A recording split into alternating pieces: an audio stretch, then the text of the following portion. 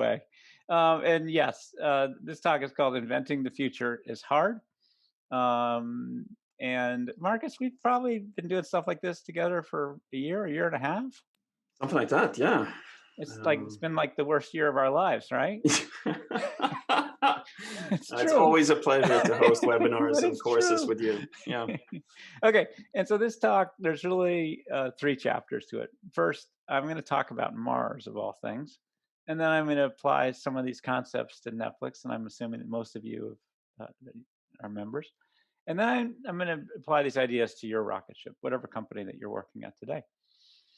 So imagine that today is the first day of your new job, and your new job is to colonize Mars.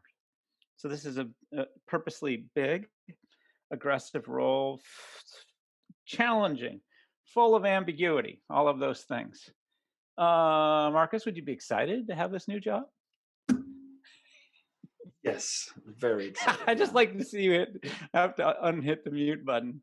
Okay, and I noticed I mentioned it's really sort of fraught with ambiguity. So I'm just going to sort of set some context with peeps today. Very simple question: what year will the first human land on Mars?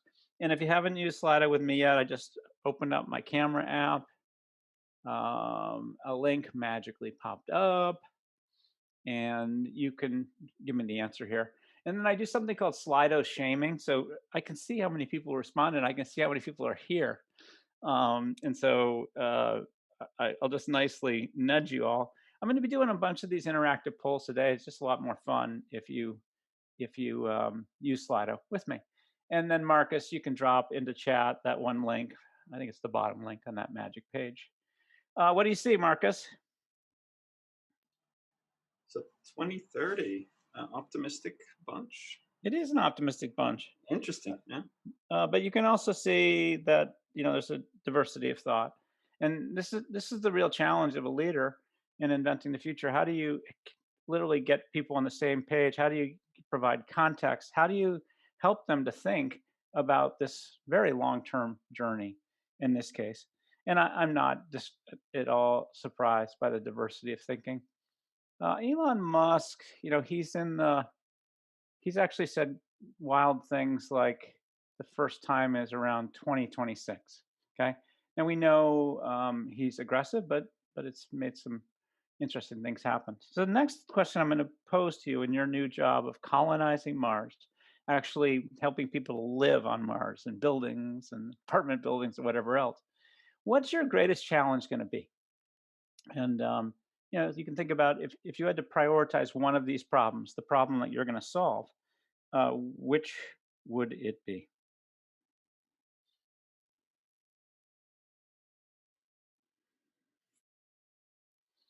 Marcus in that clean white pressed shirt. What do you see? What do you see? So food, water, and oxygen. And what would yours be? That was actually it. I thought, Okay. Is there really an opportunity to grow vegetables and things like that? Probably not. Yeah. And would you hazard a guess? Elon Musk has got some experience in this area. What problem do you think he focused on first? That so you could live there, perhaps. Yeah, I mean, his approach is really twofold. One is funding. So how do you get people to pay for this? And other countries have been paying for his efforts. And the other is how do you create these reusable rockets that can land themselves? But my point is, as a leader, you've got all this confusion. And this is a really hard problem. Most of my knowledge of this is based on watching The Martian, where Matt Damon says, I've got to grow 4 years of food on a planet that doesn't have soil. This is when he's essentially left behind. And there's this famous scene where he says, I'm going to have to science the shit out of this. And it's this interesting combination of, I call this consumer science, and this is experimentation, strategy, and that's forming a plan, and the notion of culture. So this notion of consumer science, that's the experimentation, strategy is the plan. We'll be talking a fair amount of that today. But this third notion is culture. that over time, it's actually culture that helps people to make great decisions about people, product, and the business. And I'm just using Mars just as a setup to get you thinking about how challenging it is as a leader to literally get everybody on the same page, to get focus on priorities about which problems you're trying to solve at different moments in time.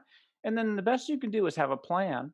But when you engage in this experimental process, some stuff's going to work, sometimes someone's going to fail. It's going to be 50-50. And then the interesting thing about culture, if you actually signed up for this journey to colonize Mars, you know it's going to be a 30 or 40 or 50-year journey. And by definition, you're going to have lots of different people at the company. In fact, people will come and go every 4 or 5 years. It's actually the culture that becomes the storehouse of all that accumulated knowledge, that judgment. And I'm always looking with different companies, startups included, to get these three forces aligned. So I'm going to give you the product vision. If I were the product leader, my job was to colonize Mars. This is how, on my first day at work, this is how I would stand up and say, okay, this is what we're going to do. The first thing we're going to do is get big on reusable rockets. And that means we're going to take a lot of cost out of the system by getting a rocket into space, but then letting it, the booster rockets, letting them self-land. And that's going to take a lot of the costs out of the system. And then the second thing we're going to do is we're going to lead in-orbit refueling. What does that mean? It means, imagine you could get fuel sources out of the orbit of Earth. All the work of launching stuff is getting through Earth's orbit. But what if you had fuel storages that are in space? Now you can easily reload these rockets to go back and forth. And then the next step here is you can expand. This is to acknowledge that you're not going to do this alone. So you're going to create partnerships with other companies that are going to focus on the problem of helping transport bodies back and forth, as well as supplies. And then actually there's a fourth step. And you can think of this journey of taking 20, 30, or 40, 50, whatever you think. You're going to expand even further via space construction consortium. So you're going to have companies from all over the world that are going to help you to build stuff. So, and this for me, I call this a fuzzy vision or product vision, but you'll note it also spells GLEe. And this is one of the tools, models, and frameworks that I use when I'm helping companies to set their own strategy. Those first letters spell GLEe. And why did I focus on Mars in this example?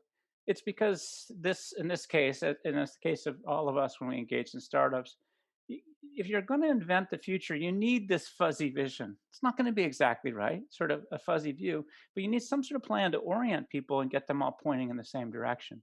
You need a long-term strategy.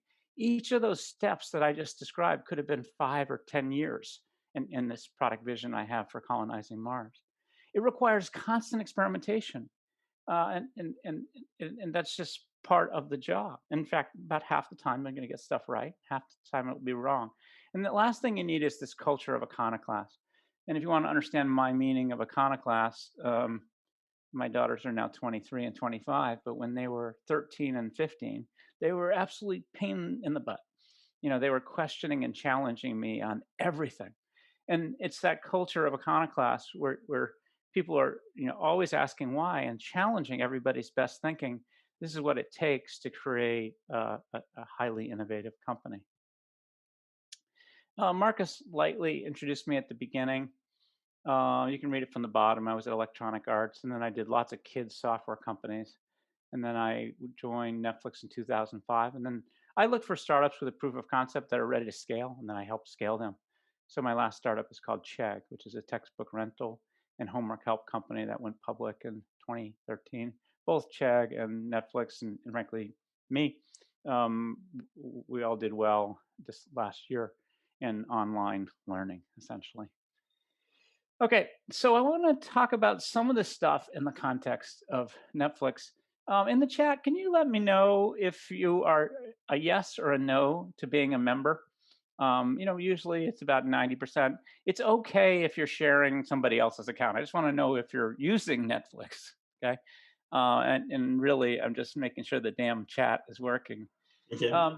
So I will give you the initial vision for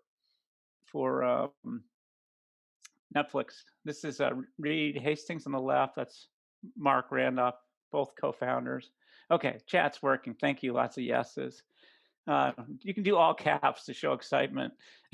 The initial vision was this is born in 1998, at the year that the DVD player was born. This created the entrepreneurial opportunity. And what these two said, it's Netflix, not DVD flicks. They were explicit that yes, Netflix was going to start with DVD by mail, which it did, but their longer term vision was to get to, back then we called it downloading. Today you call it streaming. In fact, they said we'll launch downloading in 2000, okay, which was preposterously wrong. Netflix, we actually launched January of 2007 with 300 steamy romance titles, really quite bad. But my point is, this was the fuzzy vision. They had a vision of the future, but it was off by 7 years. It was very wrong, and that is okay.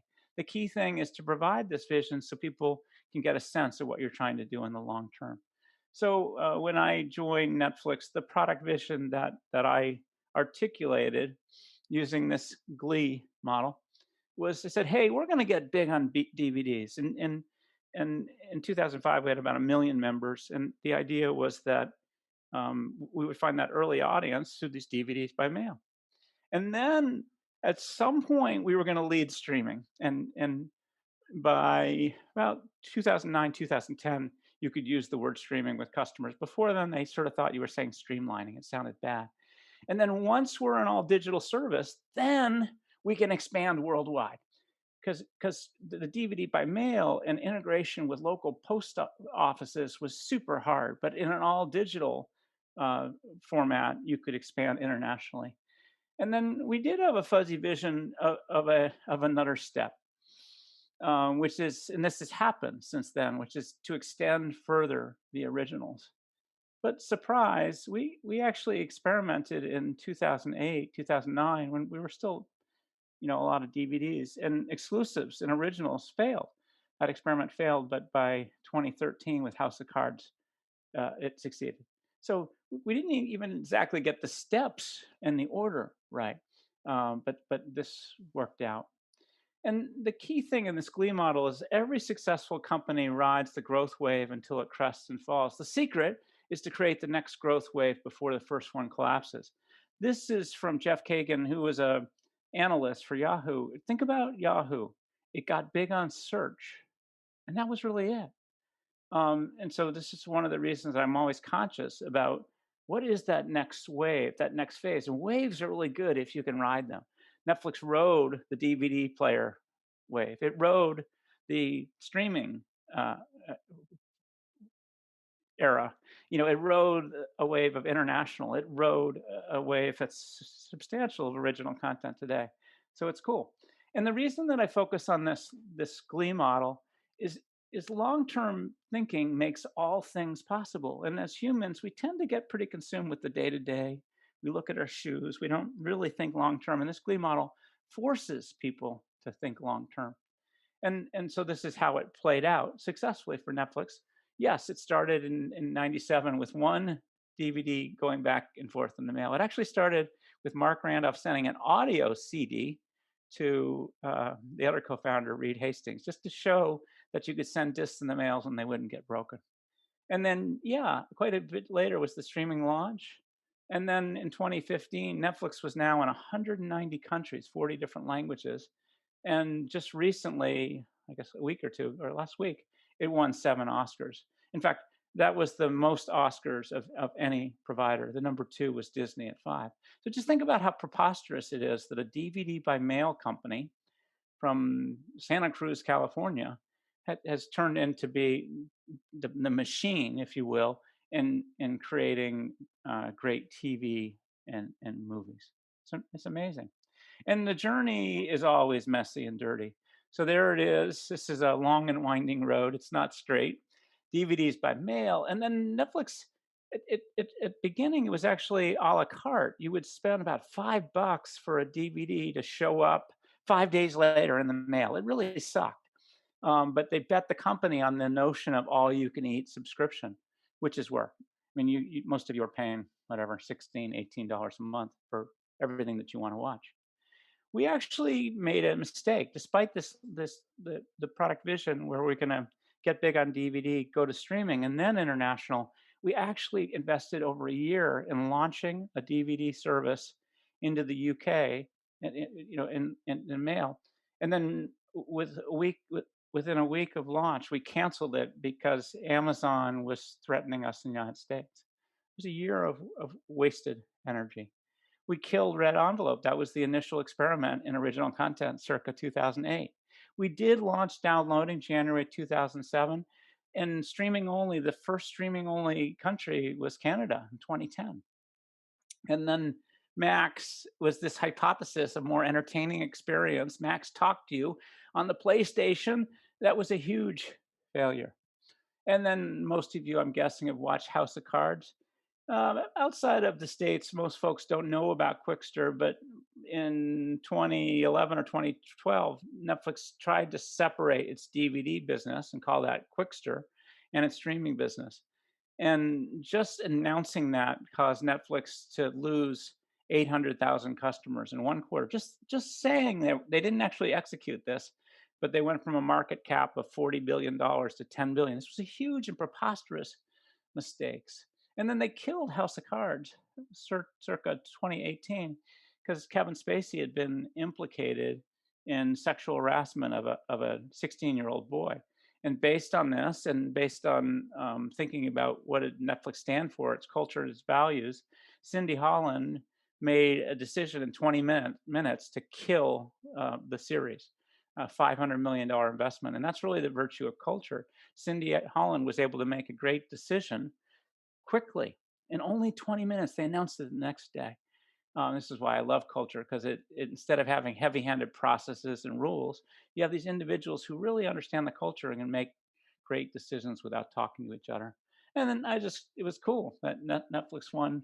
It had 36 Oscar nominations and won 7 of them. That was kind of cool to watch.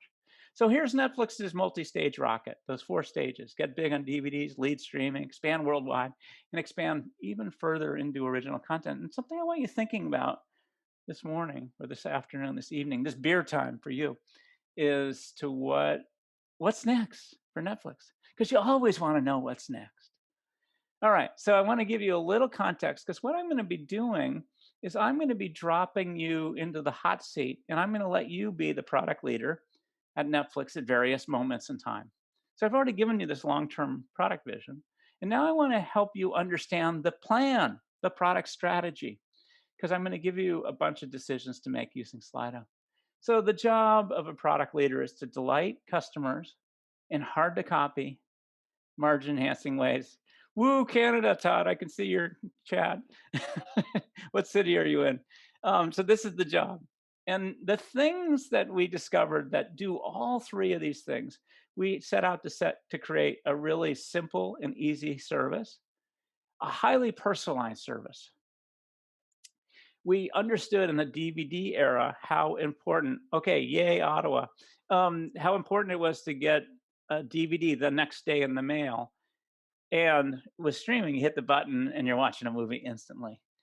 And then took us a while, but we set up a device ecosystem. Every device in the world that's got a screen is magically pre-wired so you can watch Netflix on it. From game systems to your phone to whatever device you got. And that created a hard to copy network effect for us. And then we were really struggling with how were we going to make money. So I was explicit. So these are the 5 ideas that worked. I'm not sharing all the stupid ideas. Usually, I had 10 ideas over 5 years, and 5 of them worked and 5 of them failed. But margin enhancement, creating a business that worked, was so important that I had to be explicit about that idea. And so we experiment with lots of ideas to figure out how to make money. All right, so here I am. I've got these 2 pop quizzes for you, and I'm going to drop you into the hot seat. You are running product at Netflix, and it's 2005. You're a DVD by mail company, and you've got this growing library of DVDs. It's like 20,000 choices you can choose from. It costs about $22 a month, and customers can get 3 DVDs that sit on top of their television at any moment in time. You create this list and you send one back, and Netflix sends you the next movie on your list. That's the way the servers work. And you have this damn company called Blockbuster, and they had cut and paste. They had created the same service as Netflix. At this moment in time, we had maybe 2 million members. They have 1 million member, and and they're growing super fast because total access means you don't have to sit at home and wait for the DVDs to show up. You can go into a store and you can trade them instantly. That's what total access was. And because of this huge onslaught by Blockbuster, 5% of our customers were canceling each month. And that's retention. This is the big dog metric for us. If you're the product leader at Netflix, it's your job to improve retention. Okay. And no profits, right? This is we really didn't know how to make this business model work. So what I'd like you to do is, given some of the context I've given to you, what are the 2 or 3, you can choose multiple, projects on this list that you would prioritize as the product leader at Netflix? And if you haven't done it yet, my dear friend Marcus, he can drop that into chat. I think most of you know how to do it. I held up my phone with my camera app. A link magically popped up, and pick 2 or 3. And I just want to see what the collective wisdom brings to us today. I got to figure out what I want to do. Is this a hard one, Marcus? No, personally, I think what's at the top here is speed, right? And that's no. I want to know what you think. Oh, yeah, I want to know. That's you were the product leader. Yeah, that's what I would focus on. I would speed up. Okay, speed up. Yeah. So Marcus is going with the strategy, saying, "Hey, it's obvious that getting folks discs faster is wicked important." That note, we had 20 hubs around the United States, and the opportunity was to go to 100. And that's how you really, you have DVD centers that are closer to customers' houses. That's how you make it faster. Okay, you've used up 1 bullet. What are the other 1 or 2 other bullets you'd use? I could only use 1. No, maybe I'm. Yeah, sorry, Gib. No. It's I can edit my response. Sorry about that. So give me a minute. Never apologize. Never explain, Marcus. There's a good joke there. I'll tell you at the end if you remind me. All right. What'd you weigh in on?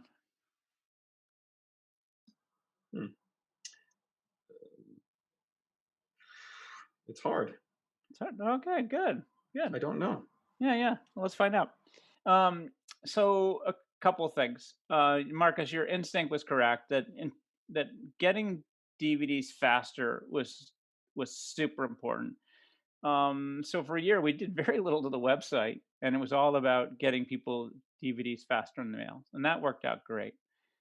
We also we understood that we had created a service for sort of movie freaks, and so creating these lower price plans where you got only 1 or 2 DVDs at a time was super helpful. It actually helped us to begin to figure out the economics.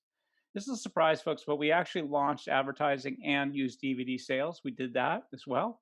And for the first year, we had profits, and Wall Street favored that. So it was good. Personalization was important. We did experiment with social and getting movies ideas from friends, and it was a failure. We actually pounded on that idea for 3 or 4 or 5 years. And it turns out that your friends have sucky movie tastes, and you don't want all your friends to know exactly what you were watching last night. And then original content at that point failed. But obviously it became important later. And so the stuff I want you to be thinking about or learning is, at this point, we were really discovering what's the core value of the service. And it turns out it was all about selection, give you lots of choices. We tried to really hammer on value. So we didn't have everything you wanted, but we had the stuff that we thought was important. It was always at this affordable price, let's say $15. And then we did understand how important it was to get just the next day in the mail. We got great at that.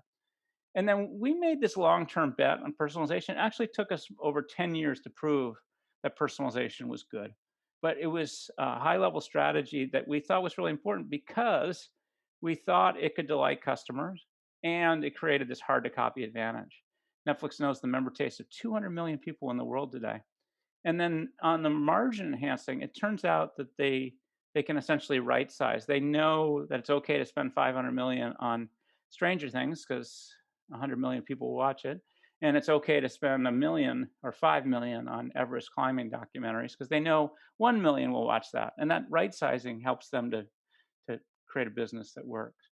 And that personalization is a great example of how you delight in these hard to copy margin enhancing ways. And for startups, margin is fuel. Margin is jet fuel. And this is why Elon Musk, for instance, in his effort to colonize Mars, has worked out the economics where all these countries around the world are paying SpaceX to deliver stuff for them into space, which is pretty cool. And then the other thing I'll point out is we experimented with all those ideas. Half worked and half didn't. And which is to say that consumer science is hard.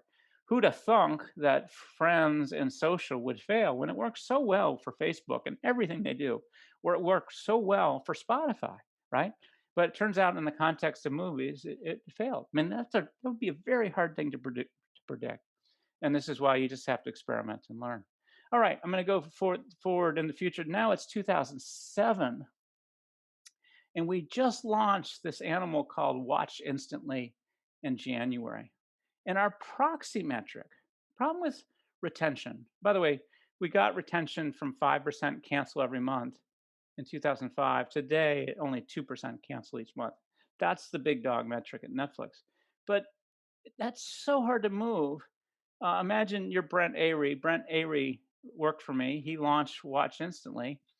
He needs a metric to understand how he's doing in his job. And his proxy metric was the percentage of customers that watched at least 15 minutes in a month streaming. This is the shortest TV episode at the time, smallest increment of value. And he launched at 5%. And there were only 300 streaming titles available.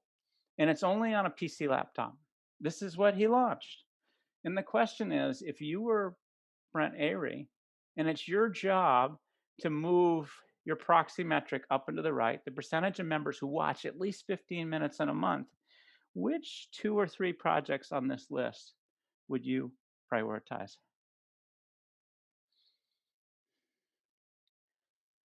Todd Scanlon from Ottawa, what's the number one on your list in the chat?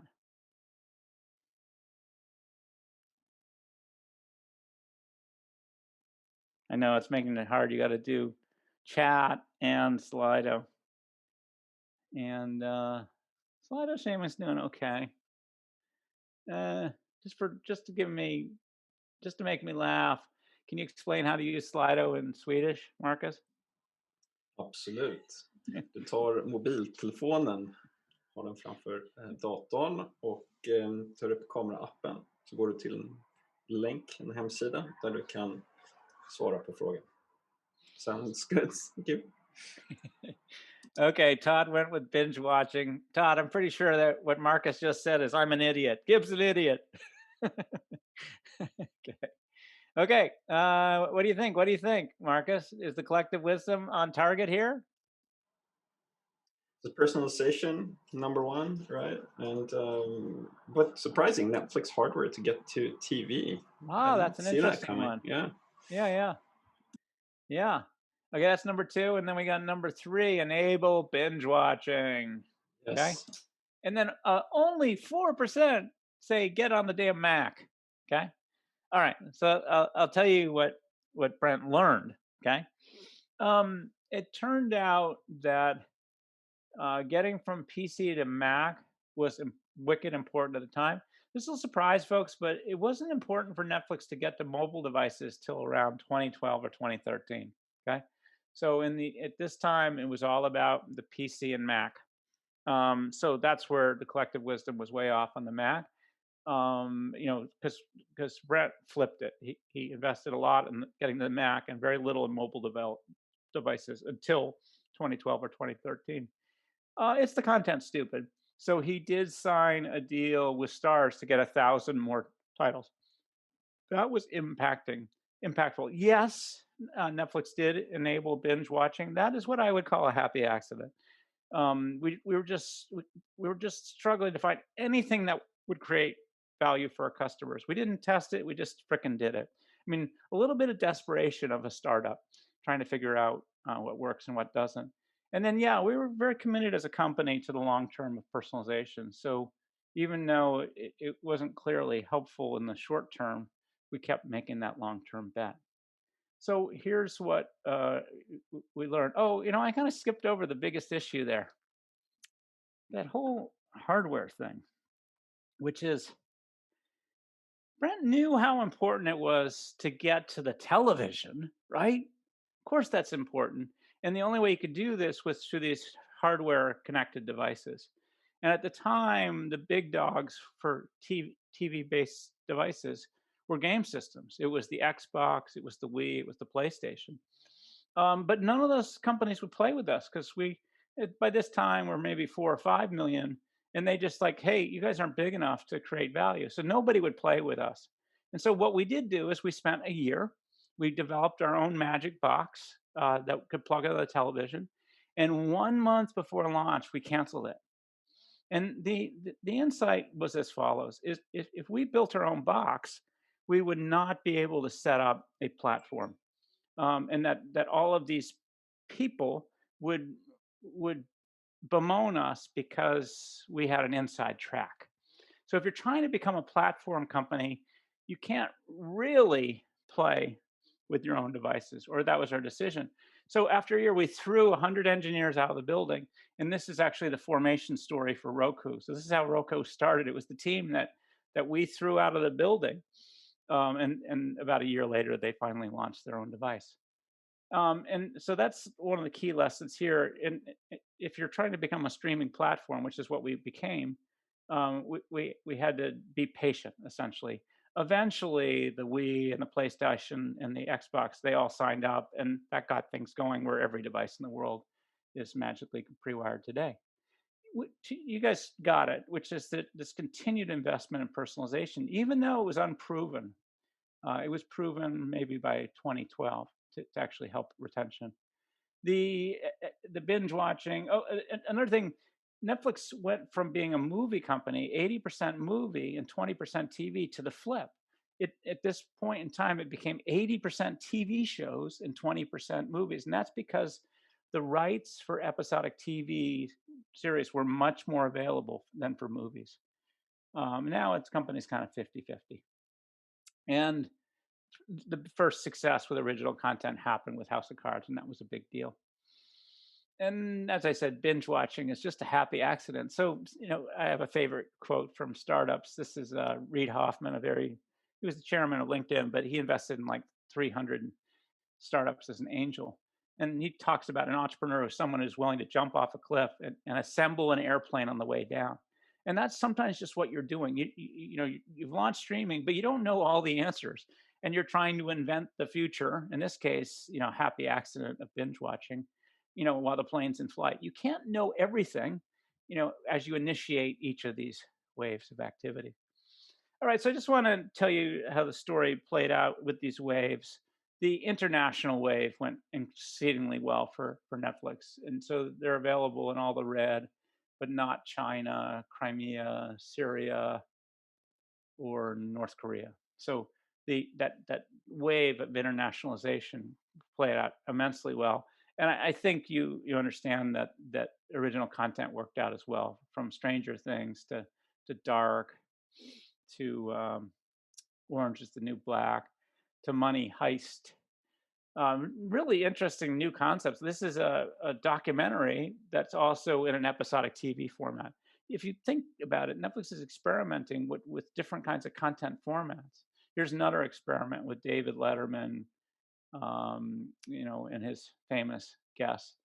And this is, a wonderful guilty pleasure, selling Sunset. Who'd have thunk that this would succeed? And this has been a big worldwide hit as well, beloved all around the world.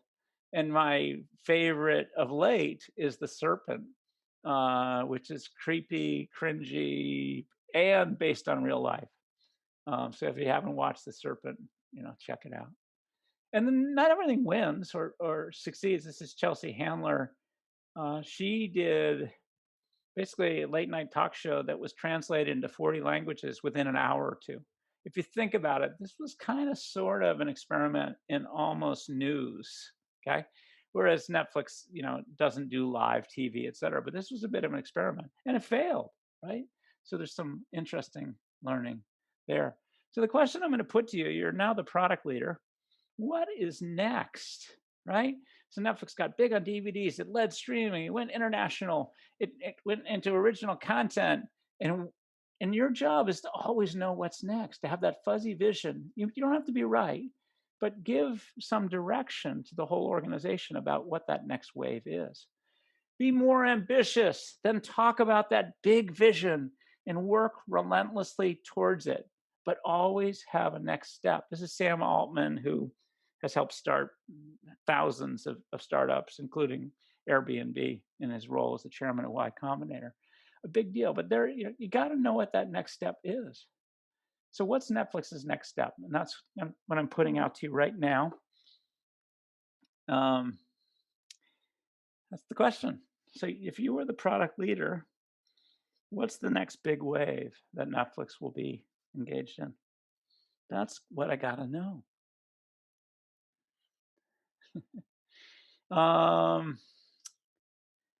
Let's see.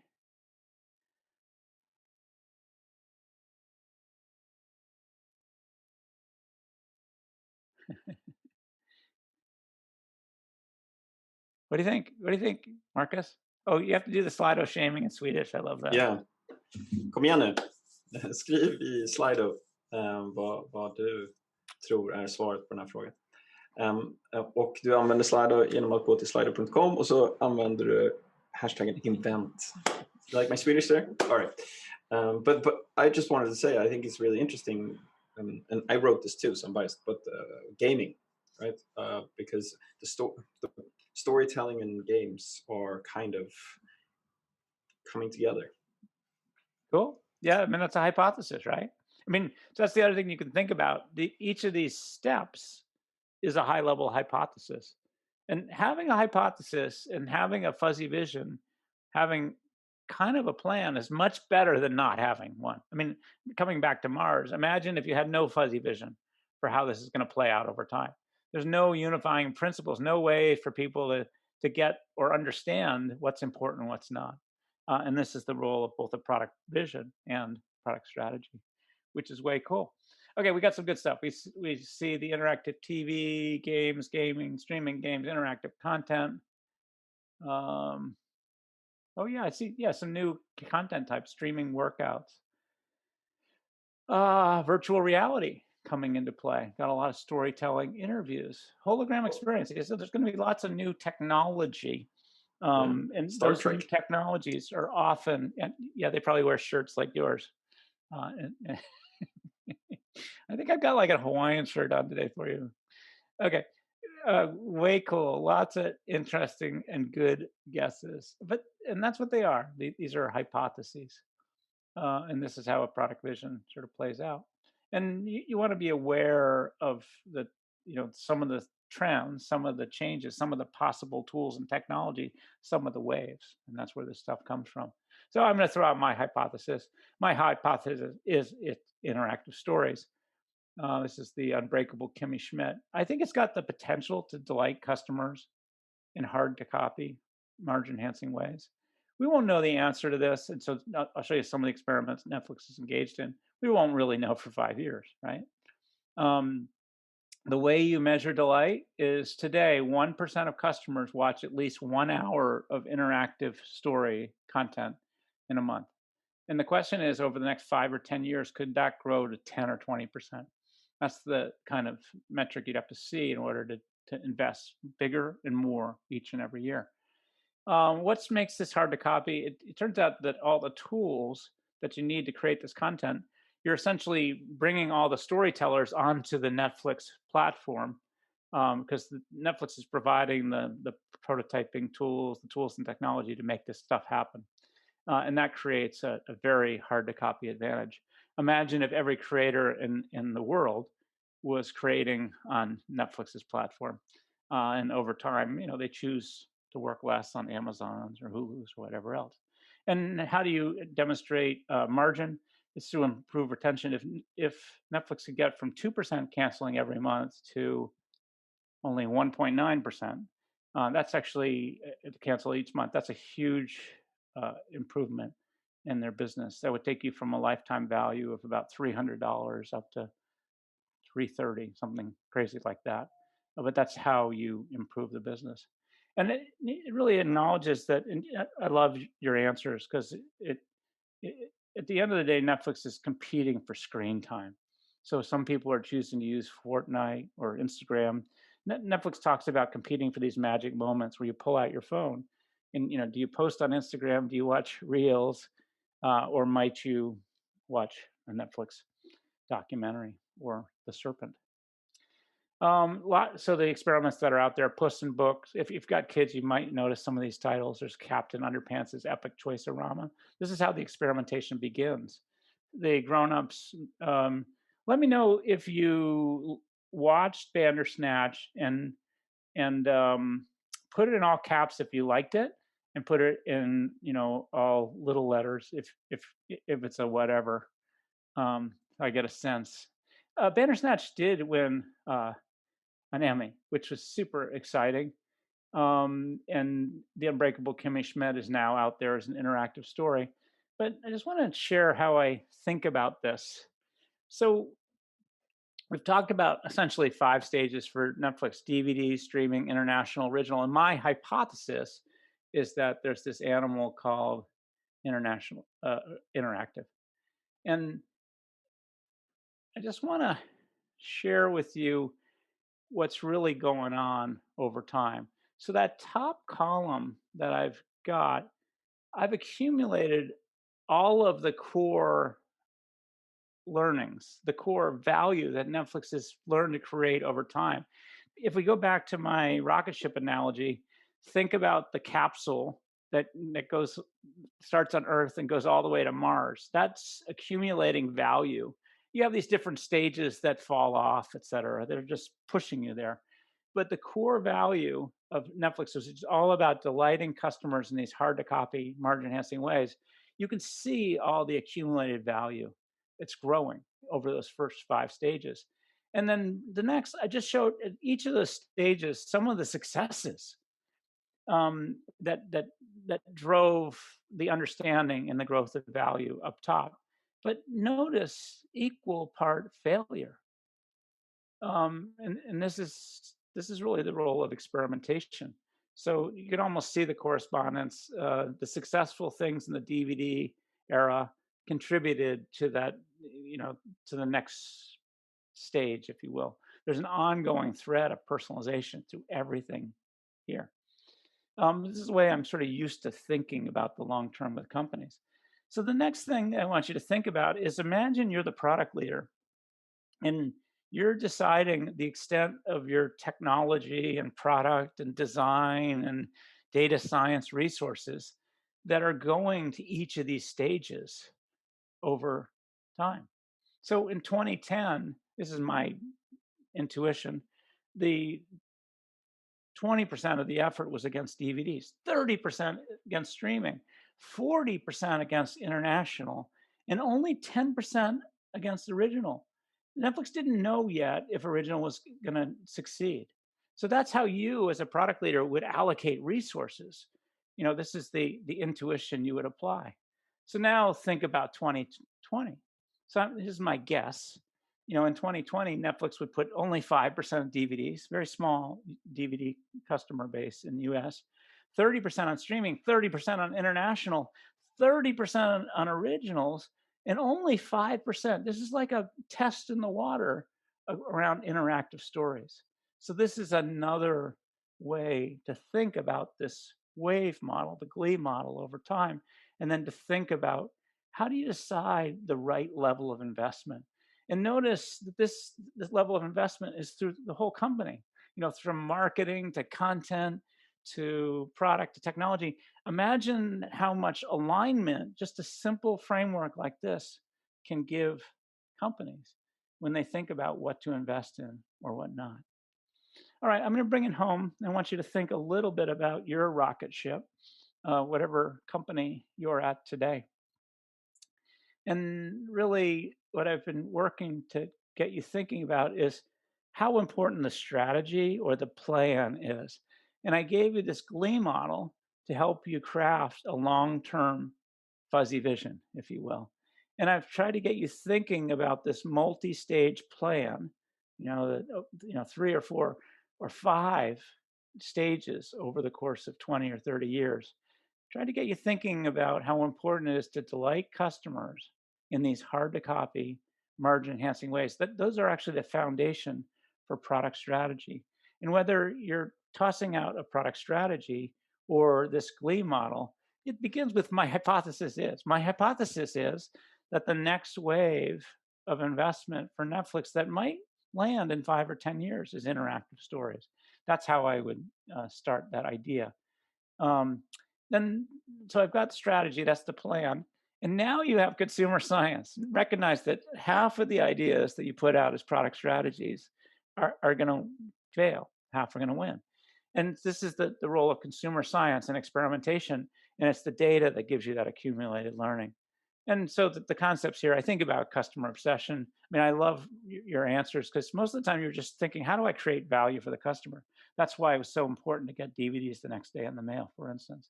And then just think about, most of the successful companies, they're just doing high-paced experimentation. They have the things in the lab, the strategy and plan, but they're sort of idea factories, and then they're experimentation machines. And they're really trying to fundamentally figure out how to make the core of their business better. What are the core ideas that Netflix was the price, selection, and value? And then they're thinking about that next step function. And that's what Netflix is thinking about with interactive stories. And then I haven't dwelled on it. I actually gave you one little story today about how Cindy Holland killed House of Cards. It was a $500 million investment independently, one 20-minute decision on her own. And that was because she thought that that was the right thing for Netflix to do, given its inclusion value. And over time, it's actually culture that forms great judgment, and where individuals independently, without a lot of heavy-handed process, can make great decisions about people, process, and the business. And for me, culture is all about the values, the behaviors and skills that you expect.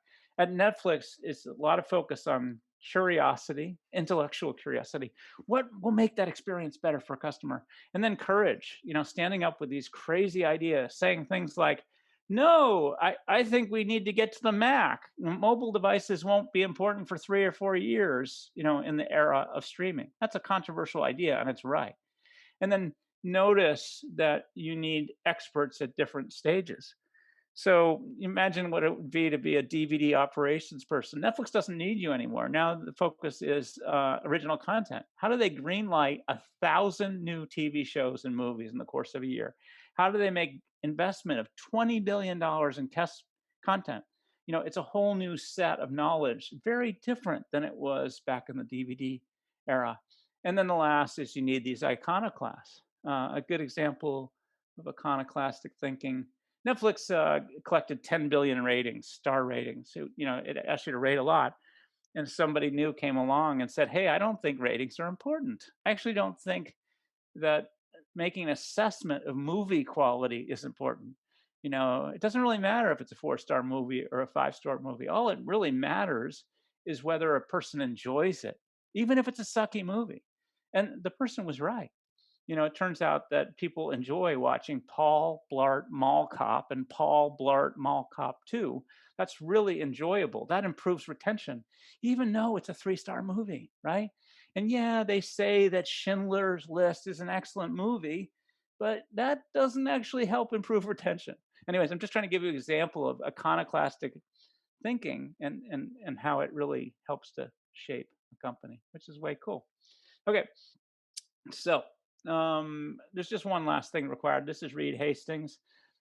He's the co-founder. He's now the co-CEO. He made the head of content a co-CEO with him. It gives you a sense of how important content today is at Netflix.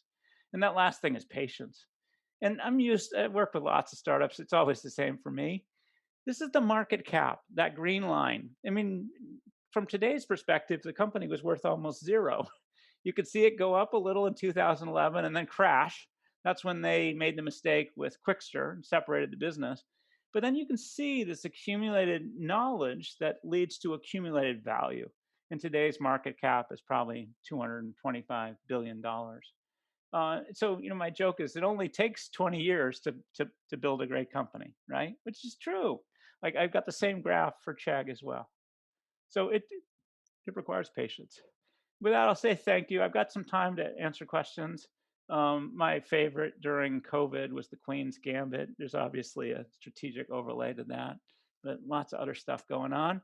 My current creative challenge, my passion, if you could drop the link for this, Marcus, it would be awesome. I won't be able to answer all your questions today, but I will answer all your questions. So ask Gib. There's a link at the bottom of every one of my essay where you can ask questions and the community is upvoting them. I've answered about 50 of them in 4 months. I've now got 5,000 subscribers, so it's going well. Any questions that you ask today using Slido, I'll copy and paste automatically. And then if you know me, this is really important. Okay, so I'm almost done, but sometimes I feel like I'm a freaking street performer doing my best to breathe fire, and this is that awkward moment where I'm passing the hat. But I'm not asking you for money. I'd love your feedback. So I would just love it. And again, Marcus, if you could do some link bombing, that would be freaking awesome. Hold up. And this will take you to a SurveyMonkey survey. It'll ask you a question on a scale of 0 to 10, where 0 sucks and 10 is great. Choose a number. How likely would you be to recommend this talk to a friend or a colleague? And then there's one question, what was good? Another question, what could be better? There's actually a fourth question. If you leave me your email, of course I can answer your question because I'll know who you are because you left me your email address. But if you're willing to do an endorsement, I collect endorsements, and it just helps other people decide if this talk is worth their time or not.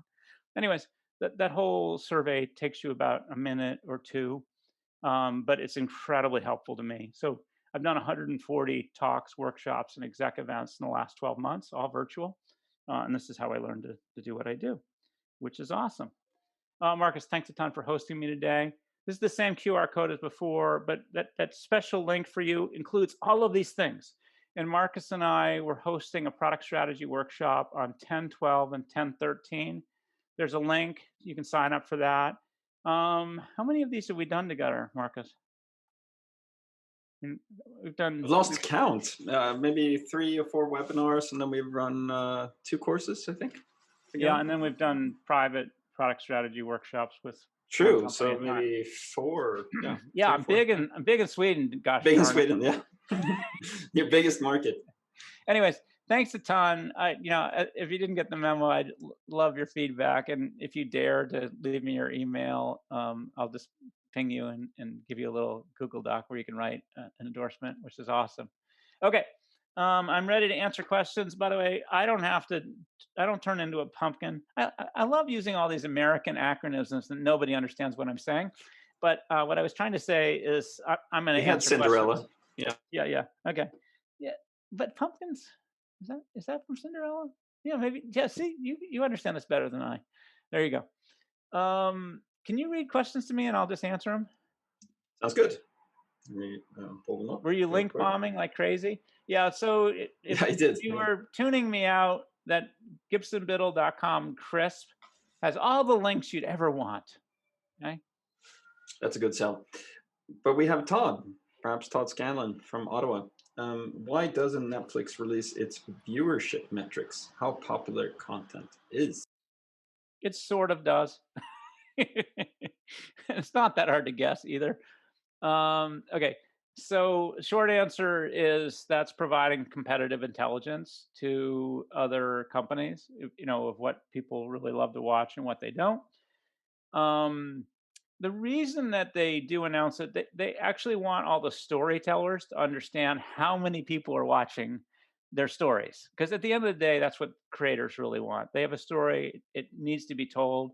And Netflix is basically saying, we are the best platform because you will get the most people watching your story. I mean, it was so exciting to me. One of the Oscar winners was the documentary. It was the octopus story from South Africa. If you haven't watched it, it's really amazing. I mean, I watched it 6 months ago. But he's a swimmer with a camera, but his story got told to probably 100 million people, and then it frickin' won an Oscar. So that's the main reason that they occasionally will selectively release data, so the storytellers know that they should tell their stories on Netflix. Gosh darn it! But they don't want to give away too much. They also don't really want to reveal their economics. So I think their economics are simple. They're probably spending about 50 cents per hour of content. So they spend a lot of time predicting how many hours of content will be watched, and then they're willing to spend up to 50 cents per hour of their prediction of how much something will get watched. But anyways, I just think they don't want to make it too easy for competitors to copy them. That's all. Okay, next one. Next one. So, excellent question. I think about this question a lot. How to know when to listen to the experiments if they are not showing success, and when to continue with the strategy, for example, personalization. But who's this question from? Sorry, Andreas Jungmar. Yes. I believe was take Swedish. a shot at saying it, but I thought your pronunciation would be better. Let's do it. Give it your best. Yeah. I gotta answer this question. Awesome. Yeah. Good question, Andreas. So I'm going to talk about the specific of personalization. It was our intuition that creating more personalized experience would help you find movies you love, create hard to copy advantage, would actually improve the business. And it took 10 years to prove that it improved retention. We had a proxy metric along the way. And so it was actually improvement in that proxy metric, as demonstrated in A/B tests, et cetera, that gave us the confidence to keep exploring personalization. The proxy was the percentage of members who rated at least 50 movies in their first 2 months with the service. Our theory was if people were willing to rate movies, they were doing it because they understood they'd get a more personalized experience. And actually, most people would guess that proxy was at like 2%. It did launch at 2, but we actually drove it all the way up to 30%. 30% of members rated at least 50 movies in their first 2 months with the series.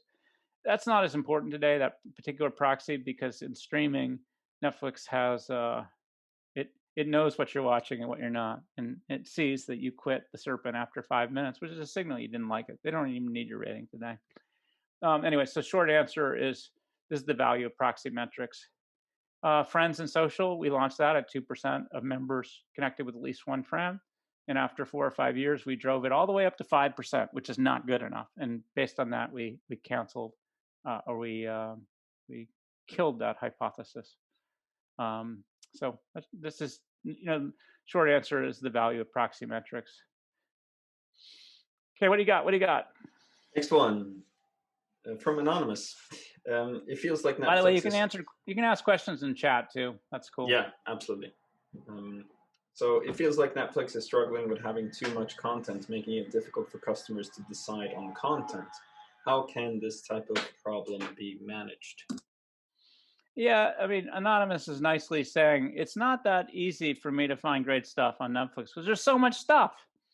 And Netflix does have proxies for that. So, for instance, in 2005, you would look at 200 things before you chose, back then, a DVD. 2010, you'd look at 40 things before you chose something. Today, it's probably 20-ish. You look at 20 things before you pick one. Their goal state is you turn on your TV and there's just a movie playing for you. It's the right one. And then this is the dream state of personalization.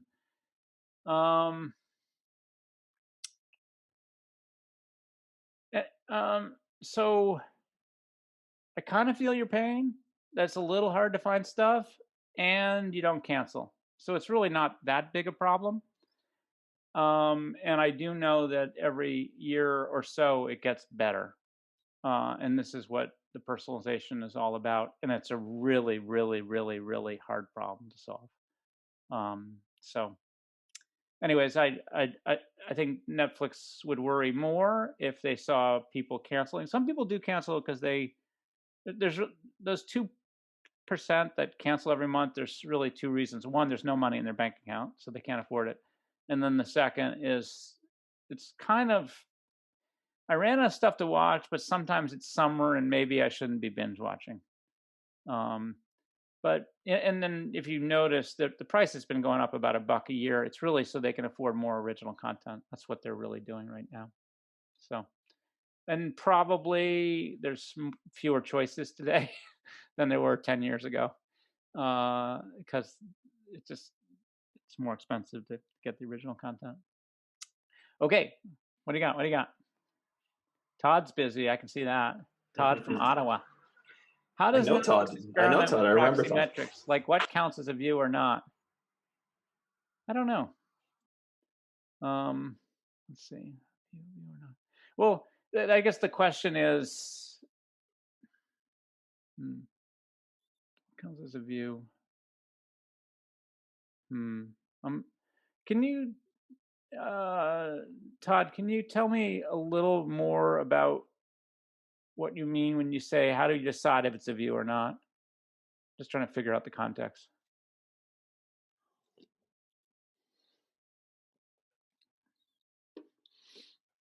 Well, maybe we can pick up Sandra's question in the meantime. Go for it. Yep. So how do you select projects, ideas, hypotheses are worth considering? So I'm assuming this the before you go into experimentation. Yeah. I mean, one of the links on that page is how to define your product strategy. You know, that's 12 essays, a tool framework each, and I walk you through the questions. You know, my job as head of product, that's usually what I am, is is to help identify the high level theories and hypotheses, personalization or social or a device ecosystem, and then figure out the right level of investment in each. And then it's the product leader in that swim lane, that's what I call these, that's articulating their hypotheses, their strategy in the personalization swim lane, or the in the interactive story swim lane, whatever it would be today. And for me as a product leader, is the product leader is mainly to get the right level of investment. So today, as I pointed out, very little investment in interactive stories and a huge investment in the tools and systems to develop original content. Anyways, I just feel like I am highly confident if you read my How to Define Your Product Strategy series on Medium, I will not waste your time. And I will answer your question very well. And it's free. There's no ads. I don't collect email. Nothing bad will happen. And then, you can email me or tweet me if I was wrong. Okay. But I don't think I'll be wrong on this one. Okay. Ottawa, he probably had to go to work, right? No, he wrote in the Todd's chat. back. Yeah. Okay. Got it. So I know the criteria for view has changed. Just wondering the thinking behind that and other changes to metrics. Oh my God, Todd, I don't know how the criteria for a view was changed. So chat me that, and then I can think more on it. Oh, this is probably, is it good enough for a customer to watch 10 minutes of a movie, or do they have to watch 80% of a movie? What counts as a view? It's probably wrapped up in Todd's original question about how much data Netflix releases. But usually you dig in the dirt, you look at the data, you look for these sort of bends or elbows or, inflection points in the data, and you pick that. In this case, I'm not going to give you a helpful answer, Todd. So wicked sorry on that one. The only thing I'm thinking about is these are pieces of data that they're releasing to the world, which that's like PR value. The thought and care internally with proxy metrics is way more important, because this is going to decide the results of your experimentations. Okay. So my guess is there's 1/10 the thought and care that Netflix puts into the data they release to the outside world than there is to the proxy data that they use within the building, because that helps them decide what's good or not in the context of an A/B test. Okay, May I market. pose a question? Yes. Okay, so we've been focusing on product now for the last hour, but let's say in your organization you have a marketing leader or customer success or customer service leader, and you work I with hate them. them all. They drive me crazy. Not the best answer, but so how do you align with these stakeholders? So it could be on the C level, but also on the team level, to ensure that everybody's aligned and have the transparency of information. Yeah, So it's great. yeah. Let's do the hardest and most fun one, the relationship between marketing and product. Okay. So my basics is that you understand what each person's job is, and you can each play your position effectively. And you really try to tease out so it's either head of product's job or head of marketing's job. So, for instance, marketing owns the brand. They own the positioning. It's their job to build awareness and trial. And product is trying to bring that brand and that positioning to life by building a product. So keep it at a simple level, and they're trying to make the product better. So, for instance, when I showed up at Netflix for the first time, I knew there was fighting between marketing and product. Russ Chaney was my head of design.